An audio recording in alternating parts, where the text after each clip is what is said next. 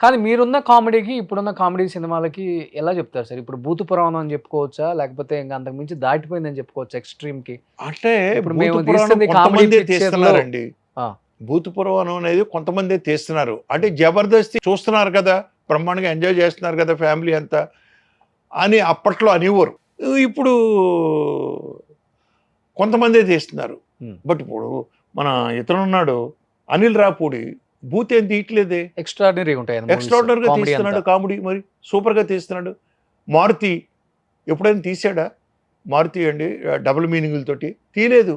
మా కృష్ణారెడ్డి గారు. ఇప్పుడు చెప్పుకుంటూ పోతే ఉన్నారండి. ఎందుకు అవును. తీయట్లేదు తీస్తున్నారు. ఒకళ్ళిద్దరు. బట్ కొంతమంది ఒకళ్ళిద్దరు కొంతమంది ఏం చేస్తారంటే పాడు చేస్తున్నారండి. ఇందాక ఒక టీవీలో వస్తున్న ప్రోగ్రామ్ చూశానండి.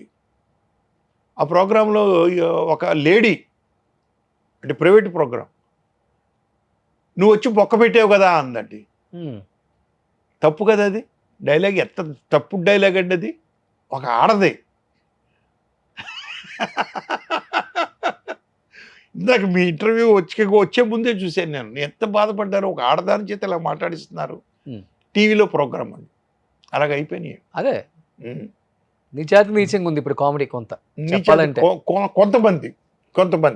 కొంతమంది మాత్రం జెంటిల్‌గా తీస్తున్నారండి.